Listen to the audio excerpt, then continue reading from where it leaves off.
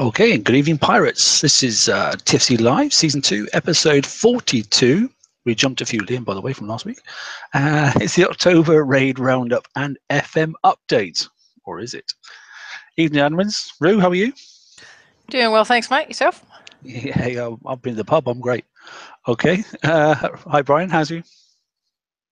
There will be updates to the update, which may be updated at a later time. Update. Okie dokie. And yeah, we've obviously got Ren's about, but at the moment he's trying to get on his cable company to try and get him a better connection, I think. So he'll be in a minute. So hello everybody in chat. We've got a good plethora of individuals in as ever. I'm not going to do names tonight, but there's plenty in there. Anyway, so put your questions in as we go along, and there's plenty of admins in there tonight. Ford's in there, Jeff's in there, and that sort of stuff. So be good, and you get to stay. Be naughty, and off you go. Simple as that. Right, should we do some slides? I'm in a good mood, by the way. Not sure why, but I am. Let's do it. You went to the pub. Oh yeah, that was the one. Something along those lines. PWI, presenting while intoxicated. It is what it is. Right, okay, there you go. Title slide, good. That was a gripping, wasn't it? Right, moving on. So that's the content for tonight. You can all read it, so do so.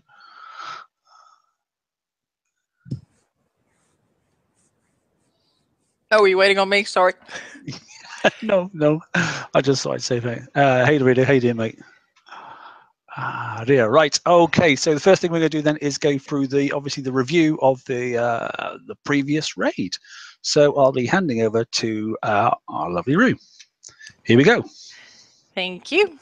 Okay, everybody. Well, as usual, every raid we kind of do a review afterwards to talk about things that worked, things that didn't, things that could be improved, and generally how things went. And so broken this into two sets for the targets, doing one for elite targets and one for non-elite targets. So first off, for the non-elite targets, we had options for different paths and different fleets. You weren't boxed into one route. As stated on Saturday's show, there's more than one way to skin a cat, and not always is the closest set of fleets the ones that you want to wake up first. If you were creative, you could move around and give yourself more room to attack the other fleets if you took a more circuitous route around the target. Tides and a good Hellwraith fleet could be used on the lower targets and the 69 Blitz. I know that people were actually being pretty creative and were splitting their Tideseeker fleets up and autoing some of the very low targets. You could also auto the 60s with a good Tide fleet. And you could use your Hellwraiths if you had Sharons on them. The Sharon Torps, of course, are not dumbfire, so they actually were tracking the targets. And you could actually do part of the target with a Tideseeker and then come in and finish with subs. You could also use partially built Fang and Hunter fleets for the tier 6 and lower. You were able to, I had one guy that had like one, I think it was, single Fang that was out there and was hitting the targets, the 80 sets of targets. Of course, took him a lot longer than if he had a full fleet, but he was able to actually do those. And you could use a variety of fleets to strip the gluts out from the level 85 targets. I'm sure that the wall that you could drive through was probably not intentional, but you were able to, in the 85, duck down and head to the right and drive up and take those gluts at the back for about 68 or 60, 62, 68K each. And then you were able to go up and take the one at the very beginning of the target.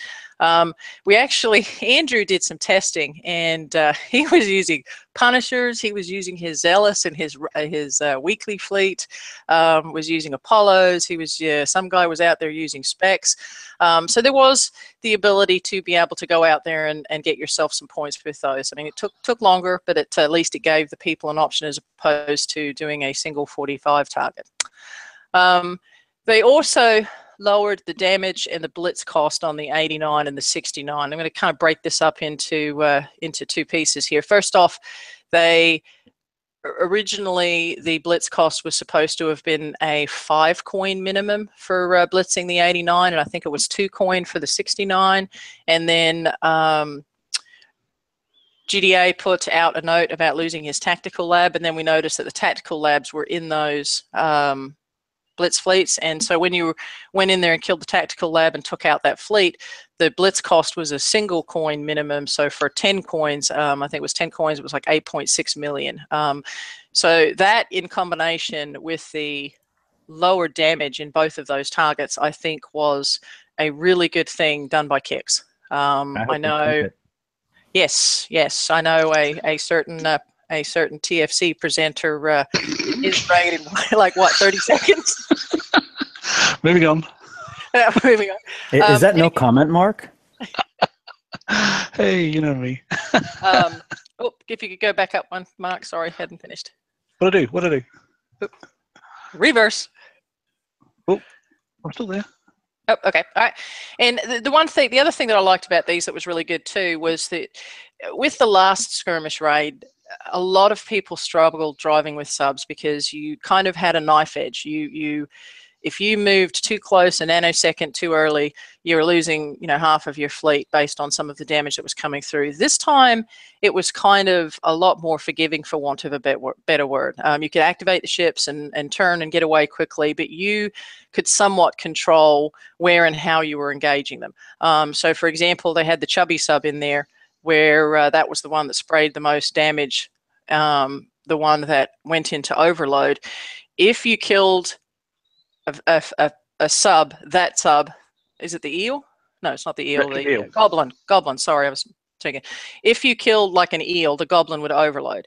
Well, because you had room to drive around and because the subs were moving, you could actually isolate the goblin and you could take those out without affecting the other fleets, thereby kind of negating that whole overload functionality and when they were chasing you around.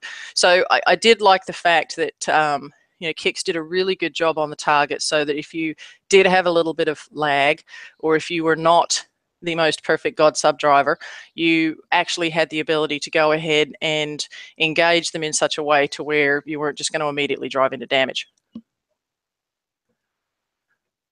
Okay, moving on to the next one. No, you got to say chubby sub again. It's funny. I couldn't remember the name. Okay. Knackered chubby sub. Chubby subs, yep. Moving on to the elite targets. With this one, the tier 7, we were all very concerned when Kix put out the notice about the splitting of the targets and the splitting of the fleet. This time around, and we were also concerned about the bonus, and originally they had announced that it was going to be a 2 million bonus for completing both of them, and then it got up to a 4 million bonus. So if you were able to complete both of the targets, it was 12 million points for about 15-16 minutes driving time, which was actually, I thought, was very good.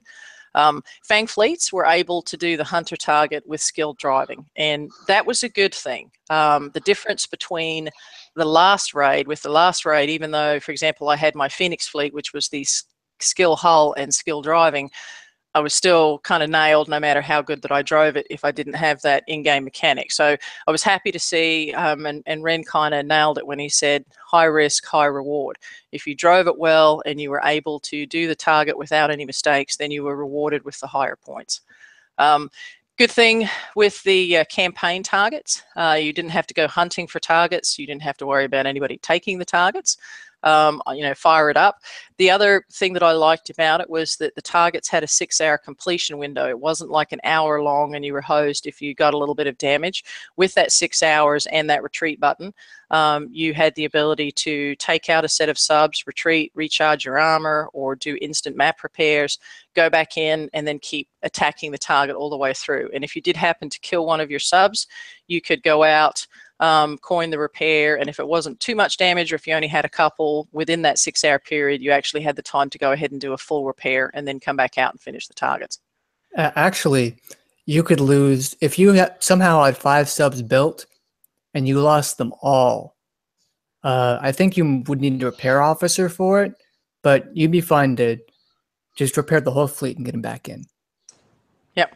So I thought that was really good.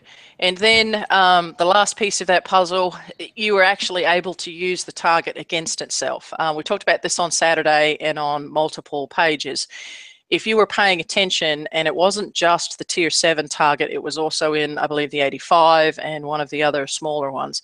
In a couple of the targets, you actually could use the target against itself. You could wake the ships up, and then as those ships drove through the mortars from the gluts, you actually could damage those ships without even firing a shot. And if you had just a couple of subs or half-built subs, the way to do that hunter target with the Fang fleet was that you woke them up, drove out, went back to where you started from, and retreated as soon as the glut stopped firing, and then went back in a couple of times. And I think it was in 4 retreats and inside, basically took care of the first 3 ships, leaving a bit of the goblin. And even with just a couple of fangs, you were actually able to go ahead and take that goblin out without taking damage, because you didn't have all of these other subs chasing you.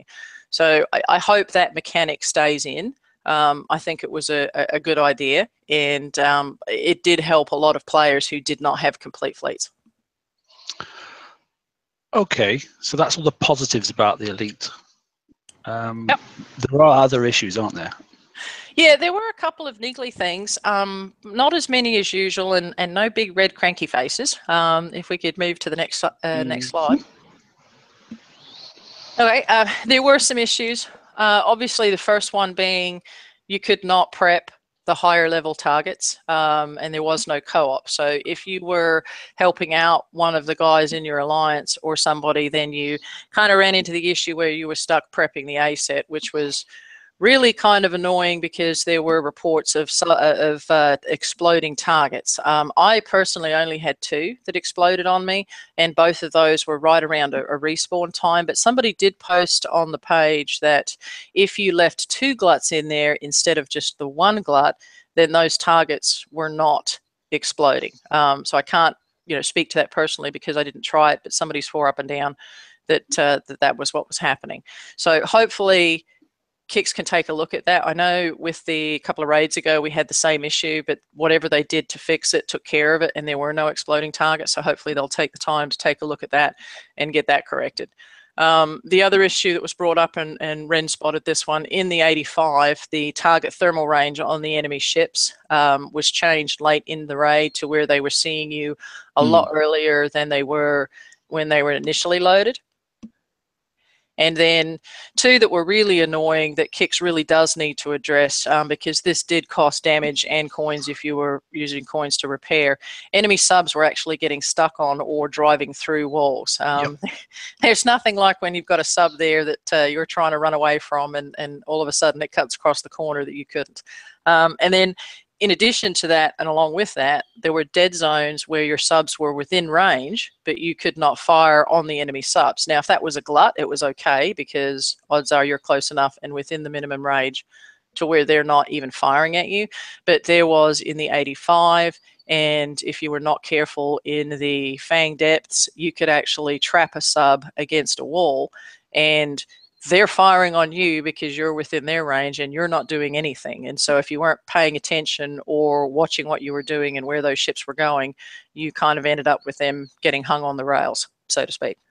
Yeah, in the one target I did, that happened to me.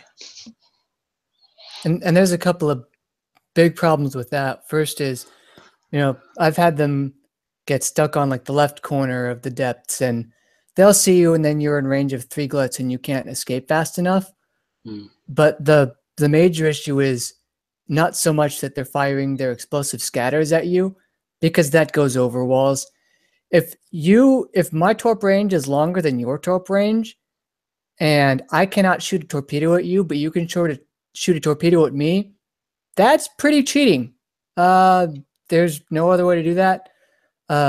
Just the corners, those big metallic circles in the target, I feel like had a much bigger hitbox, or at least were able to shield goblin hitboxes to an extent much more than you could see them on screen. But they could drive through them normally. It was really weird. Yeah, no, and you nailed it on the footprint. And I noticed this in the garrison raid that we just finished.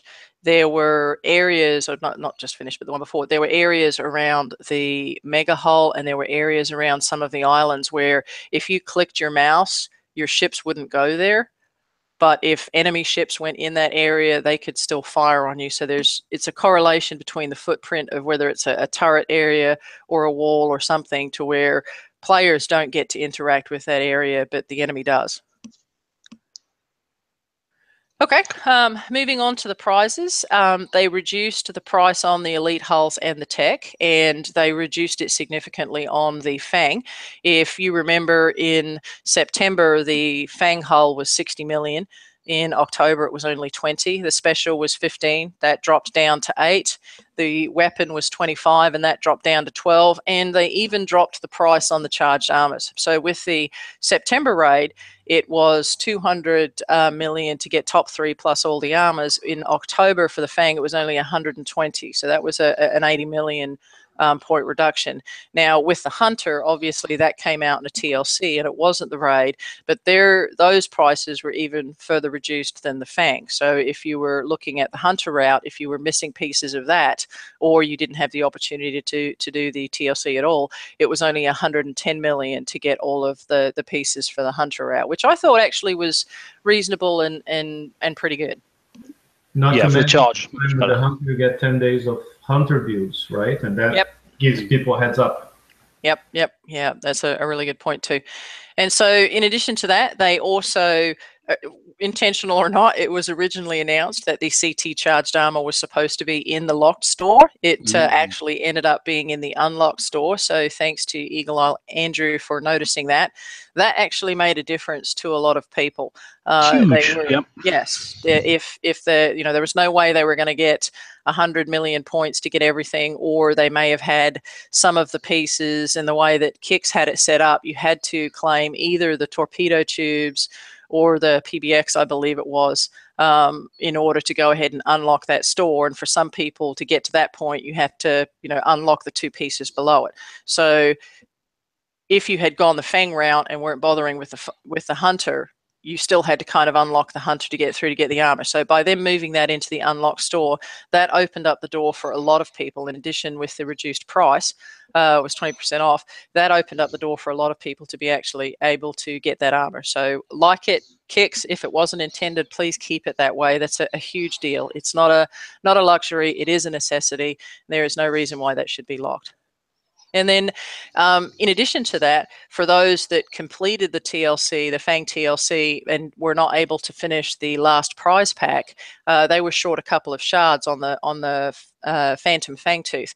And I liked what Kix did with this one, where if you got to the locked store, you were actually able to buy the missing three or four shards that you were needing to complete that. Or if you did not have the shards and you missed the TLC, but you were able to get points, you had the ability to go ahead and buy the Fangtooth, the Phantom Fangtooth outright. So I thought that was really good as well. I thought that was an excellent idea. I must admit that was probably one of the best things of the raid. Well, no, it's the second best thing. Third, the charge armor was cheaper by 2 million, so there's 20% there. The fact that it was in the unlock store, profs, and the fact that you could use what most people could get 6 shards that struggled on the last 3 rounds, didn't they? And now they could get the extra 4 and that sort of stuff. So that was basically 4 million each, basically, when you look at it that way. So 16 million versus having to spend 40 million again for something you've already half earned. Well, that means you can use the remainder of it on the charge, which was a great idea, I think, to be honest. Yep. Cool. Okay. Moving on to the next one. They also had the lower sub and Tideseeker tech and tokens for players for the next raid. There were Tideseeker tokens as well as Hellwraith tokens, and they put the sealed fire charge, the fire twister torps, and the Hellwraith in there at reasonable prices. And then on the Tideseeker side, they had the Garwood and the advanced concussive payload. Hint, hint, if you weren't able to get the torpedo tubes, that is something that you can look at for your subs as well. For the Fangs. They also had reduced the price again, or kept it reduced, for the X and the M armor in addition to the CT. Those were only, I think it was 3 million each. If you were still trying to fill up your tank for the FM and potentially looking forward to future raids, you had the ability to go ahead and get those at a reduced price. They only had 5 of them, but you could still go ahead and get those. And then tokens. As Ren mentioned, they had general tokens, normal general ship build tokens. Then they also had hull specific for Tideseeker, Hellwraith. I'm missing one. What was the other one? There was. And then the MK Hunter tokens. Yeah, the Hunter tokens. There were that's 10, right. Yep, 10 days available for the Hunter, which I thought was really good. So a lot of people were able to go ahead and get those. And then they also had the structure tokens. We talked about this on the show. We talked about it on the page, and I'm hoping people took note of this. If you had not updated your shipyard to level 5, that of course blocked you for the Conqueror shipyard and a whole host of other stuff, and the fact that you cannot use your shipyard when the upgrade was going on. So hopefully people had the ability to take advantage of that. You could store 5 of them. So even if you were in the, halfway through doing your OP upgrade, you could still store 5 of them and get 90% of your shipyard upgrade done. And for those that had done the shipyard and were on to other things, that 20 days worth of tokens, took out almost 50% if you were just starting the Conquest shipyard. So that was really good. And I'm hopeful that we will continue to see those types of tokens in the raid for future raids, especially for people that are playing catch up or did not have all of the tokens stored. So even if it's not a full 20 days kicks, the ability for people to knock out some of that shipyard and not stop them from being able to play or build ships is a huge thing. Yep. So, yep. And, basically overall, Ren put a post up on the page and was kind of had given his feedback and made some really good points, a lot of which we had covered in this presentation. But he was also asking for feedback from the rest of the player base as well. And I would have to say that on a whole, it was positive. People thought that it was a balanced raid. The targets were very well thought out. A couple of little niggly things that need to be fixed, but I think on the whole, the targets themselves were great. I really enjoyed it. I know a lot of other people enjoyed it. If you drove well, you did really good. They had the ability for people to go ahead and, get points no matter what the level and kind of no matter what the fleets they had. The targets were engaging. It required concentration. It kind of wasn't the just sit there and yes, these drones are here and those are there kind of thing. They kept you engaged. It took skill to complete. I wasn't having to rely on some hopeful in-game, stun mechanic in order to complete a target or something that I had absolutely no control over. So I thought it was a really good mix with keeping me awake, not letting me get bored, but not penalizing me or not having to rely on others. And the prizes were reasonable. There was something out there, I think, for every price point. There were a lot of people that may not necessarily have gone up the tree, but they were able to go ahead and get tokens to finish off builds, whether it be structure or whether it was just generic build tokens or even hull specific tokens. And so I thought overall it was a really good raid. And so being as I'm spouting off my positivity here, apparently my positivity even rubbed off on Nick, and Snoopy was happy with the raid. So we have a Snoopy cameo here. Nick's in a good mood, even in chat, bless him. Yeah. So I don't know if you guys have anything to add to that. How did you guys go? Brian, thoughts, mate, on the raid? In fact, what I want to do is compare, as I said this sort of like on Saturday night, I really compare this to the last raid of this format. There are some positives and negatives, okay, but go on, guys. Brian, first for you, mate. Yeah, it went pretty well. I guess you could call it a planning error by me. I decided to get a flagship shell ready. I understood it wouldn't be ready for it, but I did that instead of putting advanced torpedo tubes on my ships because I wasn't sure about what was coming in the escalation, and I didn't want to put a 2-day special onto every ship and then have to refit it to another 2-day special. But once I saw how long it took me to do the first target, I swapped those out, and then things are going well. I learned how to do the targets and was sort of able to manipulate the AI. The dagger tooths and to some extent the goblins don't go for a direct engage. They kind of skirt around and play just on the edge of your range, which is what you're trying to do as well. So sort of thing, yeah. Yeah, it was really interesting trying to figure that out and what to kill and what not to kill. Really good in using target selection as a means of determining skill. I've been wanting that for a while, and here it is. Even with 3 ships that aren't completely done, I was able to do really well. I got 140-something and was doing better and better as time went on. I wasn't good enough to do the Hunter campaign with my fangs. I was like 50% success rate, but it was still pretty good. And I think it'll get better later on. Cool. Okay, mate. George, you there, mate? I am. You are. Okay, you finished that other chat. Okay. For you, mate, I know you tried lots of different things, didn't you? Yeah, I actually lucked out. Thor from my alliance had a bunch of the hunter tokens, so we got to test a whole lot of hunter builds and stuff. And I got to play with, my fangs. I had those. I concentrated on those really heavily before the raid, so I got to try those, and I got those in both of the targets. It was fun for me. I mean, once you figured out the pattern real quick. I like the fact that Robot plans out his targets so you can actually figure something out. Sometimes it might drive me, sometimes it might drive me a little bit nuts, like the way that he did the damage tweaking in the Hunter campaign was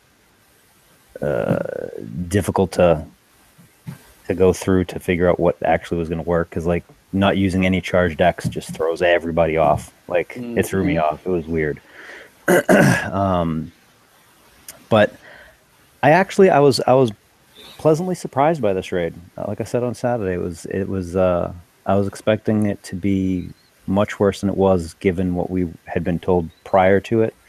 And I like the changes that they did. I like the blitz target thing is a phenomenal idea. Like that was the whole concept of the blitz originally. I don't know how it got perverted into what it is now, but that they've got to bring back.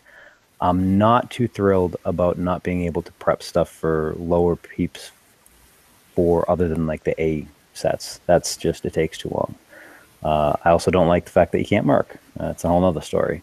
I didn't like not being able to take Tide Seekers into the S targets. I had a couple of ideas I wanted to try, and it was like automatically, well, I can't do that because it's not a tier 7 hull, right? And tier 6. Tier 6, I'm sorry. And the Tide Seekers, they actually could be built to do the A set. So, if someone wanted to spend the coin, why not let them? Yeah, understood. Okay, mate. Ren, what about you? I actually have one question though. Yeah, go on. Are you going last because your raid took all of like 5 minutes? Moving on. Ren, how you doing? Okay, hey guys. So just on one thing George said, I know you tested and you said, well, people don't need C1X on their hunters. And I just want to reinforce something you wrote in your article. See, I read your articles, by the way. Long bathroom break, is that what it was? That is true for that one target in that one raid. That was the focus of your testing, was the hunter bait target in the raid we just had this weekend. And there's nothing to say it won't change, right? So that's why in my build, I'm recommending people put one charged X and one charged CT on purpose, because that makes you kind of ready for any slight curveball the kicks could throw at us, changing the balance of the targets. Yeah, I was thinking a lot about that when I did that article, and the only thing that I think, the reason why I think it's going to change is because the way the mechanics are between the two fleets, and it's a good way to keep, like they can tune it so where they can keep the same type of setup tuning for the hunter and they can tune like the ranges a little bit to keep the fangs out of those targets, and then they can do the same thing the other way. I'm just saying we're not the ones making the decision. So yes, that's true. I'm playing under that idea of like better safe than sorry. Yeah. So yeah, and I mean we've seen them change stuff, like the 106. Yeah, I mean it happens. So a lot of people are asking me, if I'm going to put 4 charged armors, what should I put? 1X, 3CT, 3X, 1CT, and all the possible combinations. And I'm like, I'm running with one of each. 2 and 2 for me. Or you could run 2 and 2. But I mean, at this point, I'm running one of each. I'm going to run. Because I want to get the fleet fully ready first. Yeah. And then I'll think, okay, what's going to be the third and the fourth? Yeah, if I have time, I'm probably going to stick with the 4, just because one of the things that I didn't put in the article was I had this huge spreadsheet that I was playing with numbers, because I had like Jeff was the first one that brought it to me, that was like, what is up with, why is the X dropping? And like I was going through it with him, and then I had another 2 people from my alliance message me, and then a couple more people, and like people were starting to ask like these questions about how is it actually working where you're getting the charged X to drop so precipitously, but then you're not using any X armor at all. And then plugging in random numbers, like I was trying to play with it, and the way the tuning seems, and this is the part of the reason why I go with this, is because I'm kind of getting a feel for how Robot designs some of this stuff. And he has a puzzle within the puzzle for that target, and I don't know that he's going to, like, he would be hard pressed to change that and not mess a whole lot of the stuff up, I think, because the numbers, in order to get the results that we were getting, the numbers would have to change significantly, in which case... No, and it's okay. And I don't think most people will do all that math. I'm just saying, especially people who will rely on the the Hunter fleet alone to do the raid. They might be hitting some 80s, they might be hitting the Blitz 89, and then, it's better to have one of each, in my mind, if you're going to be doing that. Now, if you're going to have both fleets and have the Fangs to do most targets and the Hunter to do that one target, then I think you're right. It's just a matter of what are you going to use it for, and do you want to quote-unquote future-proof your fleet or not? Yep. But these are just details, right? Just like I think you chose ES4, Explosive System 4, and I'm going Combustion System 2, and you have a good reason, and I have a good reason, and in the end, both are going to work, and maybe in the end, it's going to be 2 minutes difference here and there, my repair versus your repair on this target or that target. So, Well, one of the big things is too is that fleet design is designed to auto. I mean, if you're going to drive the Hunters, yeah, and the thing is, if you're going to drive the Hunters, I don't think you need as much evade as I did put a lot of evade on the hulls because of the second torpedo. The short range torpedo that hurts a lot. That makes total. I'm keeping evade on mine. I think I might drop evade on my Fangs, but I definitely keep evade high on the Hunters because they can actually auto the target without doing stupid stuff like going in the clouds or whatever. Yep. And I think that if you drive them, you can tweak that build a little bit, and you probably don't need as much CT armor, and you don't need that much evade. But that thing makes it max range. Total. Yeah. But then you're going to end up driving a whole bunch, and my plan is to get those out so I can auto stuff while I'm driving my Fangs and the other targets. Okay, Brian, you wanted to say something, you said. Yeah, Brian, come on. Yeah.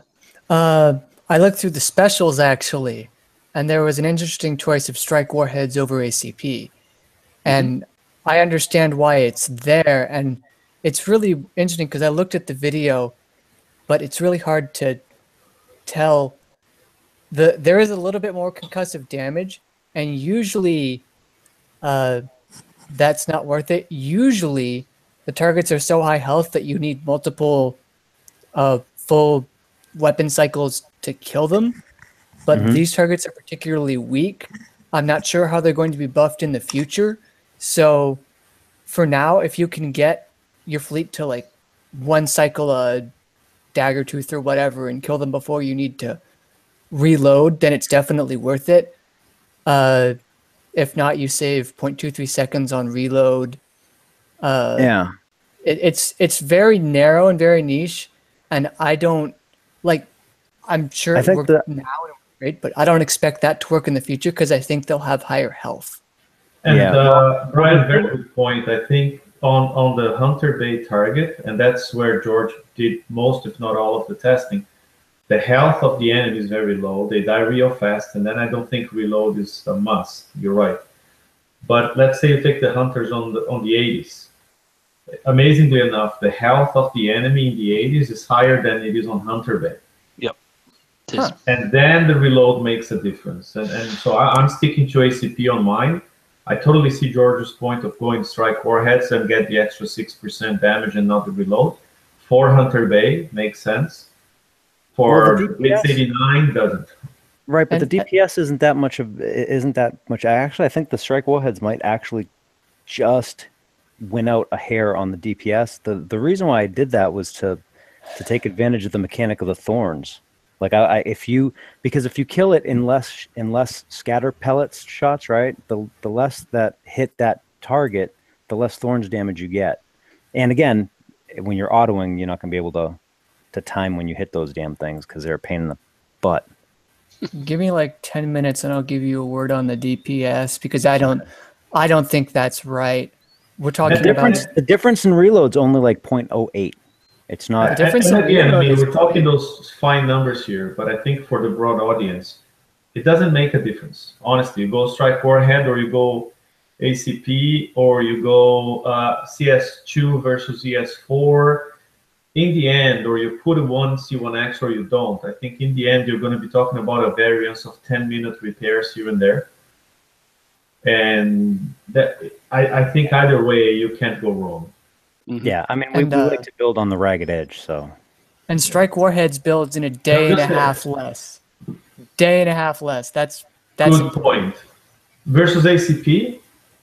Yeah, ACP is like 2 days. ACP is over 2 days, but ACP I thought was shorter. No, ACP is just like the tubes. It's like 2 days and change. Okay, good point then. Saves on build time. That's a very good point. That's a lot. Someone just asked in chat, George, was your strike warheads at R15? Yes. All my stuff's 56%-ish, or just under. everything. Yeah, It has to be. Explosive systems, the guidance scrambler, the strike warheads, all that crap's R15. My ablative, I mean, I forget to mention that, but yes, it is. Make the assumption that it is, unless you said otherwise. Yeah. At this point, most players playing on the top of the game kind of thing. Everyone has everything at R15 at this point. Everything we use, not everything. Right. I mean, I always make the assumption if we're talking top level fleets, we're talking top level retro as well at the same time. Yeah, especially old stuff that's been in the retro lab for I think now 2 years. Unless you're a new player, by now I think everyone will have that stuff at least R10. Yeah. Okay, Robin. Raid for you and for your alliance particularly. How was it? It was pretty good. I had 4 fangs built. I can't speak to the hunter because I have half of one built and it's still sitting in my shipyard. But I was able to, with the 4, I didn't have explosive armor on. I just had the regular CT charged armor on. So if I made a BBO, I really felt it. Did good. Even dropped a couple and was showing some other folks how to do the targets with just a couple of them. Had a lot of people in the alliance that were out grinding and getting real creative with hitting up the 85s. In fact, I had one guy, I said earlier, he split up his Tide Seekers into 7 individual fleets, and he actually got himself the Hunter, the Fang submarine, and a bunch of other stuff just by out autoing 45. So it took him some time, but he did it for free, and he was able to go ahead and get that done. And so I actually enjoyed it. I thought, like I said, kept me awake, kept other people awake. I had a lot of good words from people. There were some folks that were struggling, but some of those either didn't prepare for it in general, or just kind of made the assumption that their hell wraiths with the fire toasters was going to go out and kick tier 5's butt. But for the most part, I think it was positive. Super, excellent. And we'll finish off then. Ren, how was it actually for you? The raid, I think was the smoother raid experience I had in a very long time. No glitches, no issues, no aborted battles, barely any lag. I think I had lag, was either Saturday or Sunday evening I had lag. But other than that, it was very, very smooth. I mean, I was surprised to see, and I was very vocally against special elite targets, one for Hunter, one for Fang. But the fact I could use the Fang to do the Hunter target with a reasonable damage won me over. Because it was good. I mean, being able to retreat from the target, not worry that, oh man, somebody's going to steal my target, It was very good. I just kept, at first I just went on the Fang target with my unfinished Fang fleet. afraid. I started doing 80s, and I saw the 80s were actually a lot more work. That's one point for balance. I think the 80s were a lot of work for the points they paid, and the Elite was actually a similar amount of work or less for more points. Were you spending a lot of time? Like how much time did the A set take? Because I stuck to S's, so I didn't even get a chance to try them. It was about 25 minutes to fully finish the 3 targets. Was about 25-ish minutes. Keep in mind, bloody hell, my fleet was not complete, so not full firepower. Especially early, the first day of raid was missing still a lot of things. Then I started winning tokens, and I improved my fleet during the raid, right, with the generic tokens. But the very first targets I did were the 80s, and it took me 25 minutes to finish a set. That's for a long time. 3.7 million points. And, yeah, you know, okay, I'm not comparing apples to apples exactly, but later on I was doing the Fang target in my tower in 10, 12 minutes tops, and for 4 million points. So I could literally score 8 million points doing them choice, and the same time it took me to finish the A set. You know, and honestly, it was not that much harder once you got the hang of it. So it was good overall. You know, one thing I'm gonna echo what I think was George or Brian or everyone said. I don't like that they block tier 5 targets from even trying the A sets. I would like to have like smash my Tide Seekers once and see how they did on an elite target. Just as I'd like to see that the tier 5 generalists, the Zelos specifically, give it a try. I mean, why not? I mean, we find interesting things sometimes, like in the Garrison fleet when Caesar found a way of doing 100 with Citadels. That kind of stuff, right? Why not? Yep, I agree.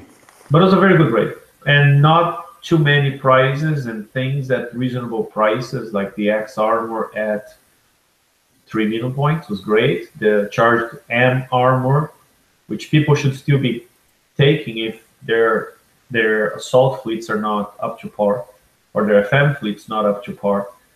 3 million points. It was cheap, and tokens galore. You know, I actually started my CoinQuest yard because I could shave 20 days off of it. Yeah, one of the things, now that you mention it, one of the things I actually did like, and I don't know if we actually touched too much upon it yet, was the fact that the bounty stuff was available in this raid and not for crazy, crazy prices. I like that a lot.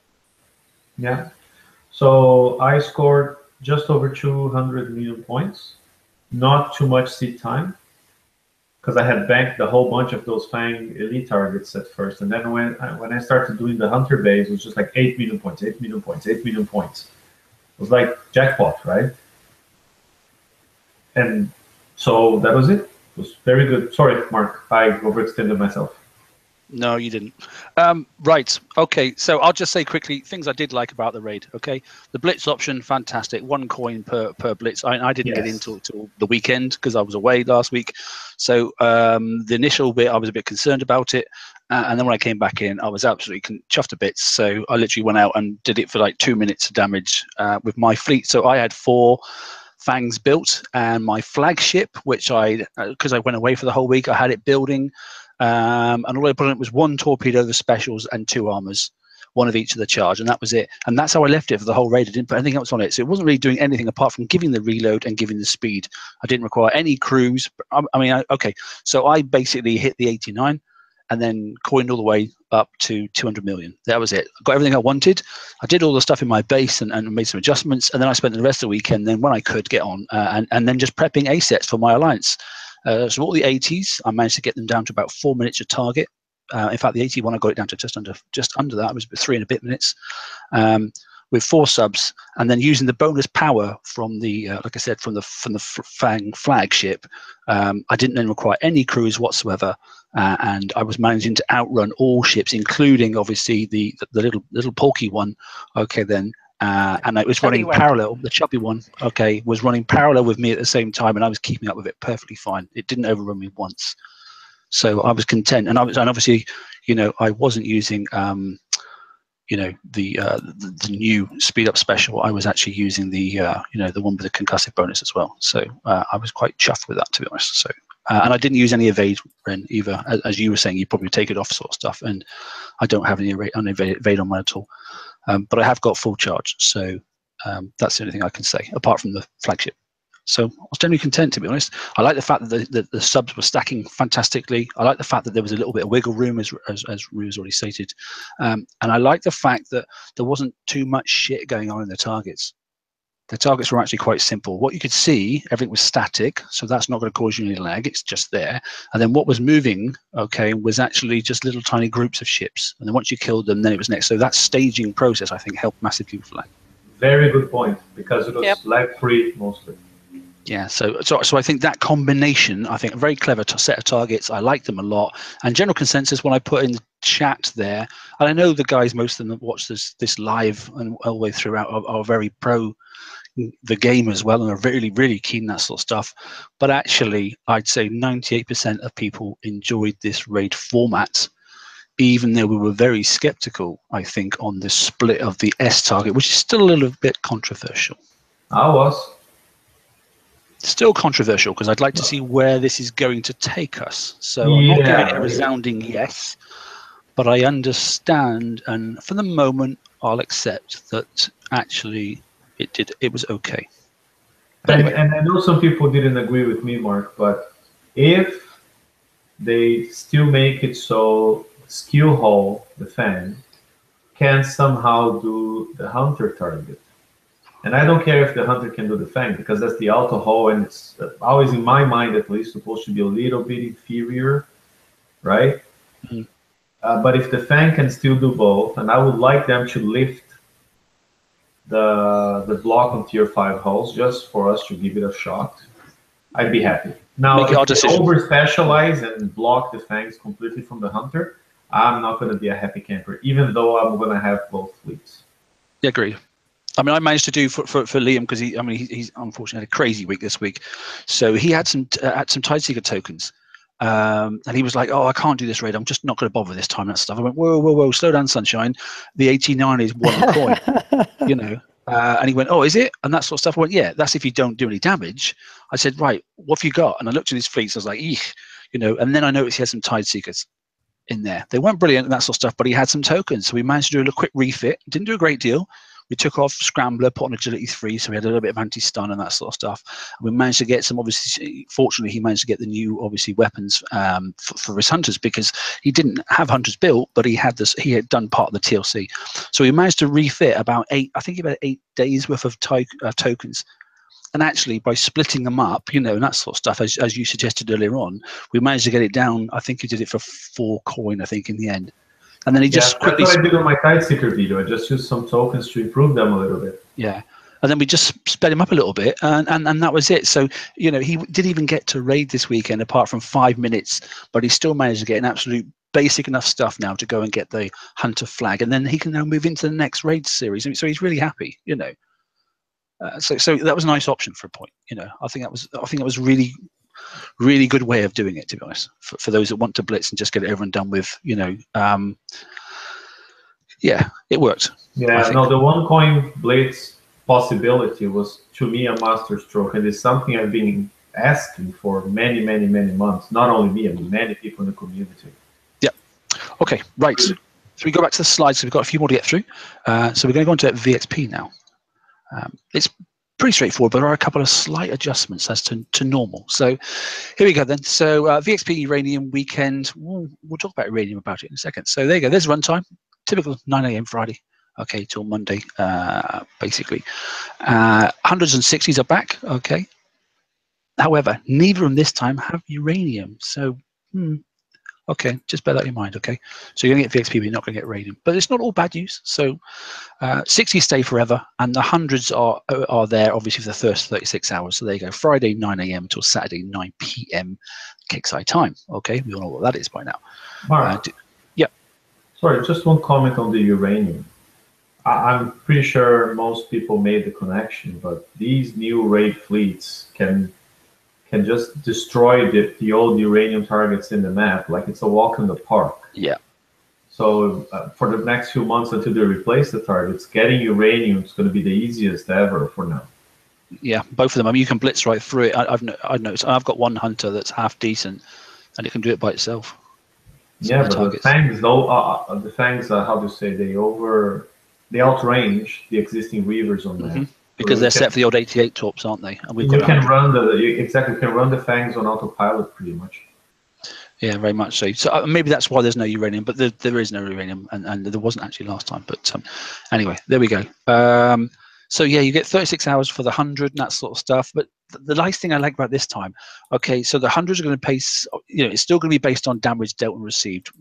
That's a pro and a con, that sort of stuff. And it used to be a case of go in there and either kill the damn thing completely or just die and that sort of stuff. And now you've got to do a bit of half and half. So it's very awkward when you go in there and don't do any damage to it because you don't get as much as what you should do.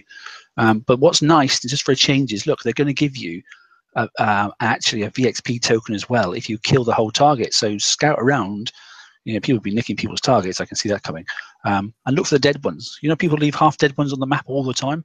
I think it's a good way of getting them mopped up. So I'll be going around looking at as many as I can because 10K is a lot, I think.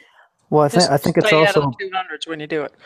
Yeah, I think it's also because we've had so much trouble ranking the courage. Yes. Yep. So, I mean, this is a twofold thing, isn't it? It mops up all the ones that are 3/4 dead and nobody wants them because you can go and mop them up, And the 100 is the 100. We know the target anyway, But there's a so what to that in a second, which I'll show you in a minute. Okay. And the fact is, we've had a nightmare trying to rank up some of these defenders. So we know that there was a split between bounty and obviously raid, and this is the first time, apart from the courage that's been now the third iteration of this courage coming out, this is the first time we've had a raid where there's been no new PvP content. First raid for a long time, to be honest. Yeah, and I like that they haven't restricted it to a specific ship. They haven't said that it's only a courage or anything like that. Obviously, if your courage is ranked, there's no reason why you can't store these until the next one comes along. So we were asking for that. That's exactly the same as what we did for the the previous class for the the attacking fleets, is just give us a generic token. So this is a lovely generic token. I like it. I think it's brilliant, to be honest. Okay, so that's the first slide. Next one's not all good news, but there we go. So there's a warning. Okay, then. So they have a new technology, blah blah blah blah blah blah, and that sort of stuff. Basically, as you know, if you did it in the raid anyway, things get stunned. So the 100 has a stun effect. It doesn't affect Fangtooths and Hunters. And Mark, sorry, I'm going to correct you there just so it doesn't confuse people. It's not a stun, it's a slow. A slow effect, sorry. And I'm just saying that so people don't go equipping their ships with the anti-stun armor, because that's not going to help. They want agility, yeah. That's the thing. Yeah, you want something that has anti-slow, a slow resistance of some sort. But if you've got your Tide Seekers in there and that sort of stuff, you'll still make a nice mess, even in the 100s. You just expect to die. Because even if you have got agility on there, by the time all the ships turn up, you've had it. Because these ones have got a lot more power than what the ones in the raid have, to be honest. But yeah, so there we go. The normal ones, around the towers with the little question marks over them, they're there for the full entirety as ever, and so obviously you're going to get double payout on the usual res targets and that sort of stuff. There we go. And then if you really want to, there's bulk buy VXP for the courage and the justice holes if you want. I'm going to go scouting around and see what I can blow up some targets for cheap. That's my plan. 10K a time. It's worth a little bit of a hunt.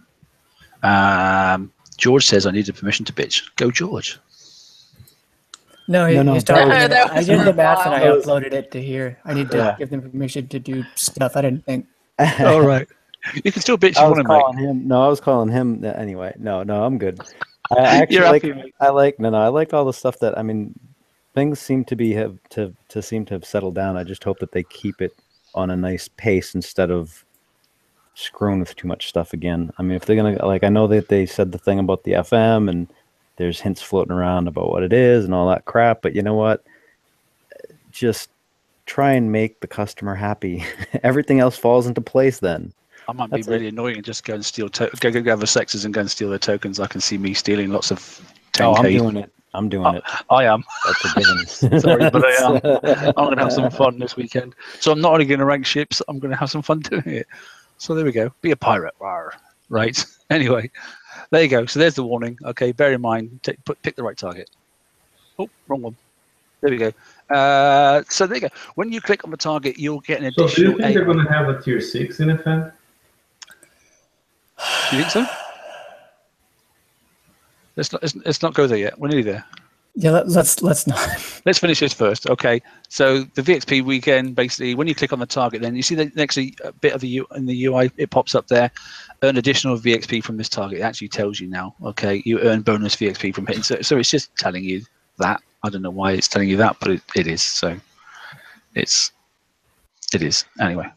I think that was also for the map targets because it was unclear whether the map targets were paying the extra VXP during the weekend or not. But not these ones, the regular cargoes and stuff that were supposed to have the bonus. Already, okay. No dramas.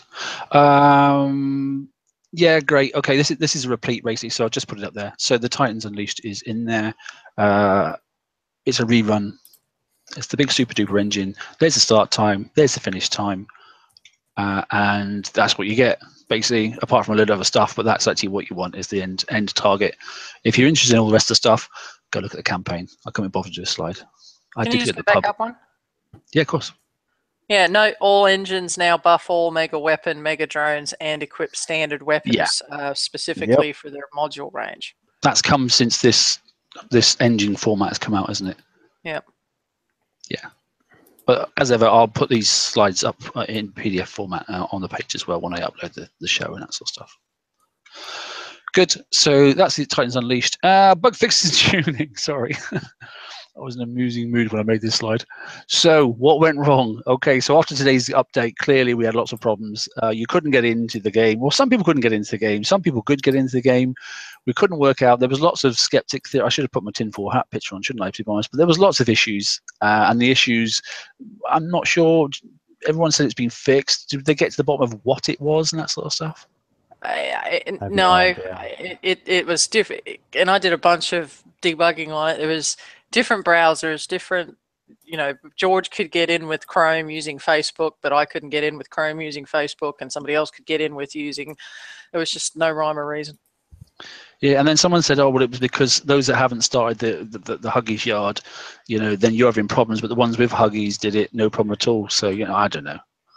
Well, that's what we thought initially, because everybody in our sector that couldn't get out had actually, or the ones that we had talked to, the ones that could get out didn't have the yard. The ones that couldn't get out had it in the build. So we were just kind of like going through and trying to rule out different things. Cool. Okay. So that's what we have covered. What we haven't covered is the fact that, as you can see, is there's no real FM updates unless Ren has anything he wants to talk about. Let's just rehash what we saw on forum today. First of all, good news, this week's FM is going to have tokens. So for everyone who's caught up with FM, it's going to be 4 days of tokens from tier 4 twice, right? So 4 days in total, 2 and 2. And then you get at least 6 more from tier 5. So it's at least 10 days of tokens with a potential upside of 14 days, which means if you just start your Apex Hunter right now, there's a very good chance you can actually have it finished for Friday. Ooh, yeah. And if you've just got the prizes now, you should be able to build, is it 3 days, isn't it? For each 14 one? days is a fully kitted, completely done regular Hunter. Yeah. Or use the 2 days and one if you get a 1 day, whatever. But you'll be definitely getting some ships out if you've only just got the kit in this first raid. So Yeah. Another way, if you just got the Fangtooth or if you just got the Hunter, 10 days, enough to get 3 naked Hunters out, just with tokens. And if you got 14 days, then you can get all 4 that you need. So multiple choices in there. I'm just saying, in my mind, this is, in a way, an intended gift to players, the fact that there's no new FM content this week and everybody's going to get, everybody was caught up, going to get tokens. Opens up a level of readiness for the XP weekend that we haven't seen before. And that's of course on top of raid tokens that we have. Sorry, Ruben. No, that's okay. I apologize. I was just going to say, just a note on that. Pay attention to what VXP tokens and build tokens that you have. We're all upwards of like 56, 57 lines of data now if you've got bits and pieces of all of the tokens. If you've got tokens for, say, like your regular hunter, and you can get your flag done, get that done and out through VXP weekend, and save your tokens to where you can rank that one ship that you can't get out in time for VXP, if that makes sense. So don't just immediately pop the ship out, run the VXP tokens and say, great, that's done, and leave yourself with, oops, I've got one to do yet, and I'm not going to hit a VXP weekend.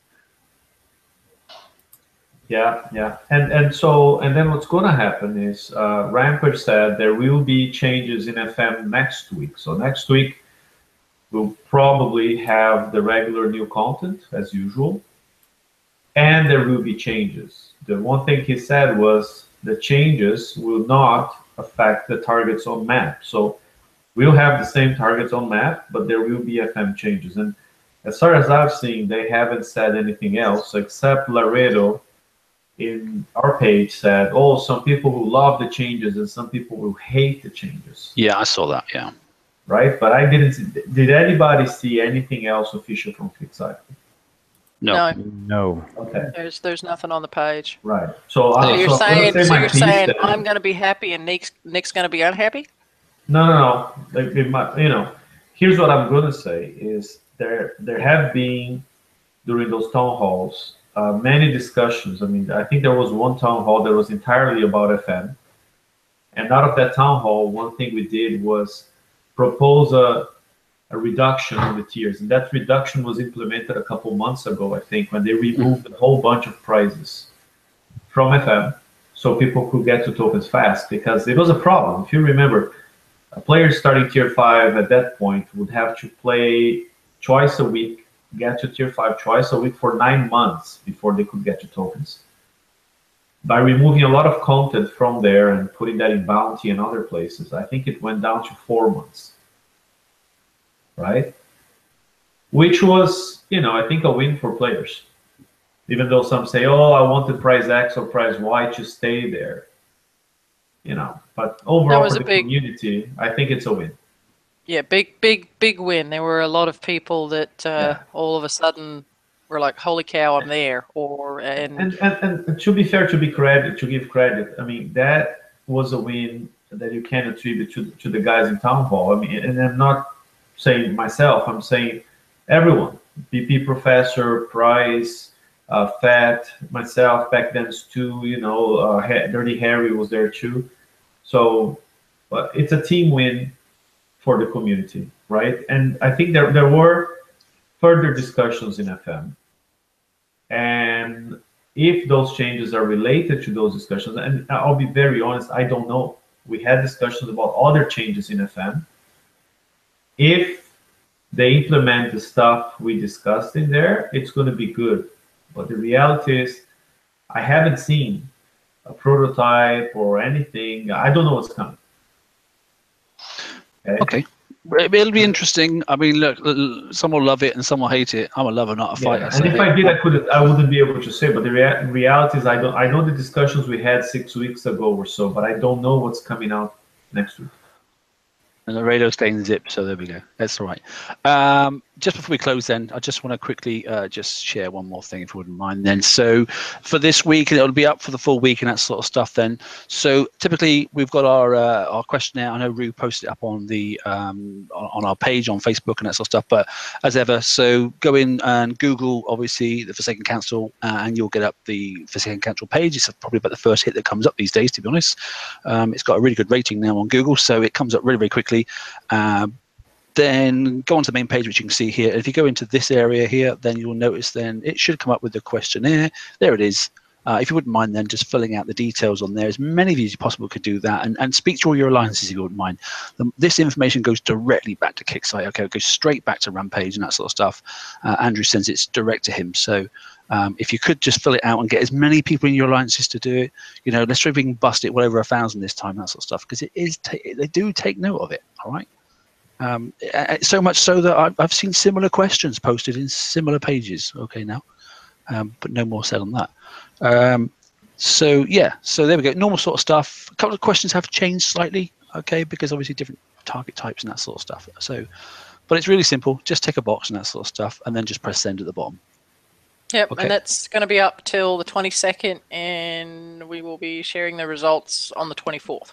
Yeah, cool. So, yeah, so when that's done, and obviously, you know, the raid help that was in there, that will stay in there for this raid series as well. So there's a stack of information there. I mean, I managed to see one guy who basically managed to do the hunter target with just 3 fangs. You know, so I was really impressed with no crews and that sort of stuff. So, yeah, it was really good. Quite liked it. Anyway, that's it for me. If anybody else got anything else, or if not, we'll close up. Are we happy? Happy pirates? Yep. Content. Content pirates. Oh, it's much better than a couple of weeks ago. Yes, it's not happy, not yet. But I'm good. I mean, there's fair, potential. slow down and content, good raid. Not a ton of TLCs this week. I mean, no new FM prizes.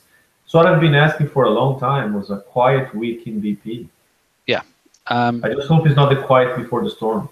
Yeah, because let's see what happens next week, eh? So the only thing I'd like to see is a bit more on the co-op side of it, as ever. You know, I like co-op. I'm not saying about murking, but definitely co-oping, that sort of stuff. You know, maybe the person that goes in that's not their target. Like if I could go into someone's tower and help them out, but I get no points, but it helps them get through their target, I wouldn't mind doing that. It wouldn't bother me. That's a good thing for Alliance leader or someone that's high level in Alliance. You know, as long as you're in the same Alliance, you can go to their tower and give them a hand, that sort of stuff. Something along those lines. I don't know. Think about it, Kixie. It would help people out. I don't know. Anyway, that's it for me. Anybody else?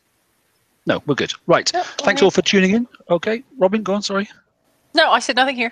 All right, good. Excellent. Right. Okay. Thanks, everybody. Have a great week and that sort of stuff. Look forward to getting your tokens, obviously, once the FM's up and running and that sort of stuff. I think we're past time for claiming prizes now. That's gone. Yeah, it has for us. And we'll speak to you on the weekend on the open mic and get your input on how you think VXP targets are moving along. Should be quite interesting. Anyway, thanks for all. Take care. Cheers. Thanks, Have a good guys. night, everybody. Bye. Everybody. Bye.